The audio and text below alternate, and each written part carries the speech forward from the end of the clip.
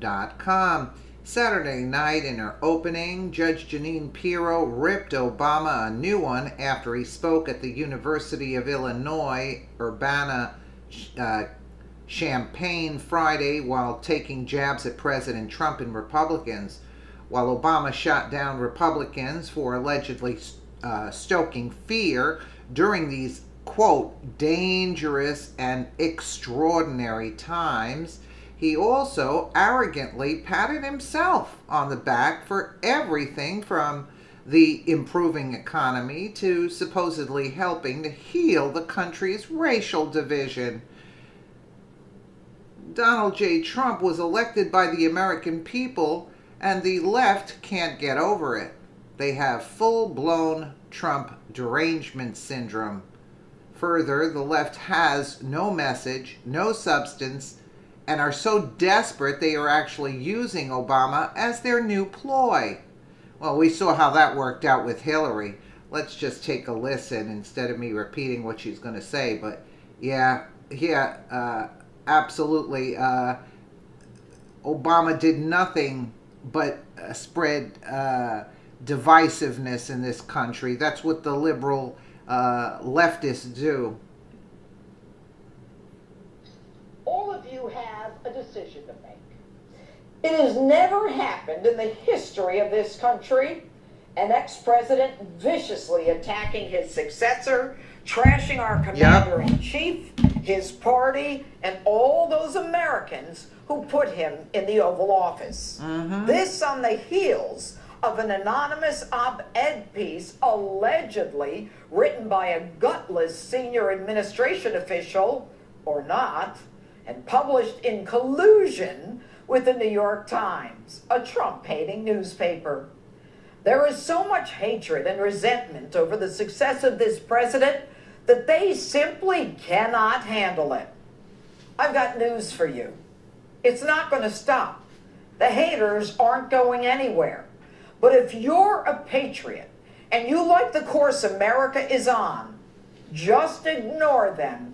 Get behind this president and vote. Yesterday, with a full-throttle, savage attack on the president, Barack's message, obstruct and resist. He pontificates about the reality of racial discrimination, slavery, and the, quote, darker aspects of America's story, accusing President Trump as follows. He's just capitalizing on resentments that politicians have been fanning for years.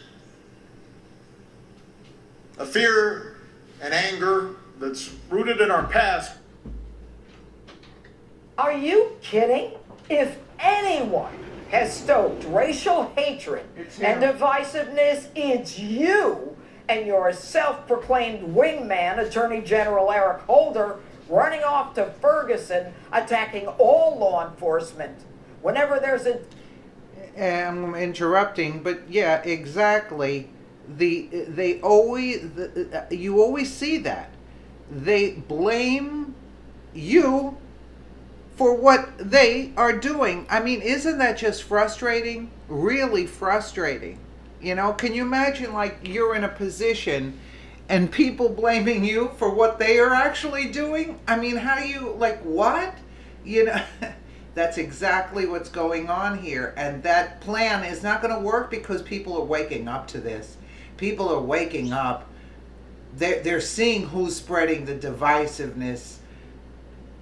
Even before there's any investigation. And in case you don't remember, Barack, no cops were found to have committed wrongdoing in Michael Brown and Freddie Gray's killings. You even stoke religious division. Are you serious? Right. You're the one who shows up at a national prayer breakfast in 2015 after the beheadings of Americans by ISIS, having the gall to tell Christians to get off their high horse over atrocities committed in the name of Islam. In fact, aren't you the same guy who in 2008 and 2015 criticized Christians and working class voters in old industrial towns decimated by job losses, saying, "We Christians cling to guns and religion"? You You call Republicans elitist? You're the elitist looking down on hardworking Americans. And then you say, but over the past few decades, the politics of division and resentment and paranoia has unfortunately found a home in the Republican Party. the politics of division has found a home in the Republican Party? That's as ridiculous as saying that this administration is cozying up to Russia. You want to talk about cozying? My last place, please. Yeah, after my election, I have more flexibility. Yeah, I understand. I transmit this information to Vladimir. What were you talking about? Barack, you never answered that question. What would you have more flexibility on after the election? Was it the sale of our uranium? Was it the money you were going to send to Iran? Was it meddling in our election? Was it money to the Clinton Foundation? How about your foundation? Your narrative of Republicans as Nazi sympathizers is a dog whistle to your base. There is no truth to it, but you insist on repeating it to stoke up the hatred by your base. How hard can that be? Saying that Nazis are bad. Maybe you ought to say that to the Antifa who claim to be anti-fascist. But they're all leftists from your party, and they are the ones who want to suppress free speech and would rather burn down a building than hear what the right has to say. That's fascism. And you have the unmitigated gall to say that you return the economy to healthy growth and the longest streak of job creation? You don't mention numbers here because there is nowhere to go but up from the bottom. And you say, we took out bin Laden and wound down the wars in Iraq and combat role in Afghanistan. Who do you think you are, Douglas MacArthur? You couldn't make a military decision for your life. You're the same guy whose feckless foreign policy couldn't figure out what to do with that JV team ISIS, whether to contain them, dismantle them, or destroy them, none of which you did. And you got Iran to halt its nuclear program? Really? How would you know? You didn't know anything about the Tads and Fordo in Iran as they were secretly spinning centrifuges, lying to you and your gullible team. You didn't even require that we be allowed to monitor their nuclear development. You let out the worst of the terrorists from Gitmo for a deserter that your standby liar, Susan Rice, Bo Bergdahl, called him a hero. You ran the most corrupted administration, at least since Harry Truman, and you can't stand it that every metric under the Trump administration is better off than when you were in office. And Donald Trump is one of the biggest threats to our democracy? How dare you? This man is the President of the United States, someone that we put in office, and he is to be respected. Your attack on him as a racist and a fascist is not about making things better for us. It's about you, your ego, and your corrupt deep state power structure. You desperately tried to defeat Trump and it didn't work. And you remain in Washington to support the resistance and obstruction of a sitting American president while you stoke your racial cop-hating narrative. That's treason. Your version of America is not the America we want.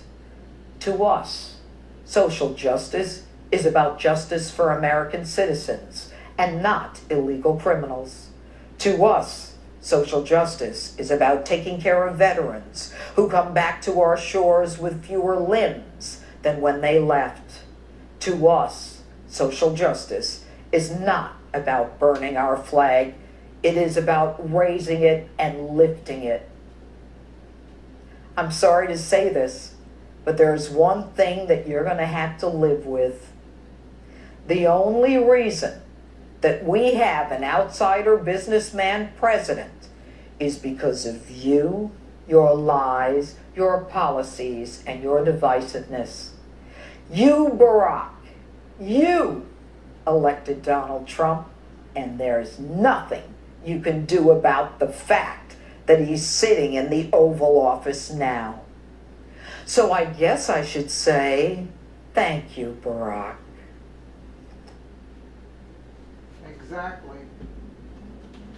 Exactly. She says it all in a perfectly stated way, and boom, you gotta love the judge. Absolutely, absolutely.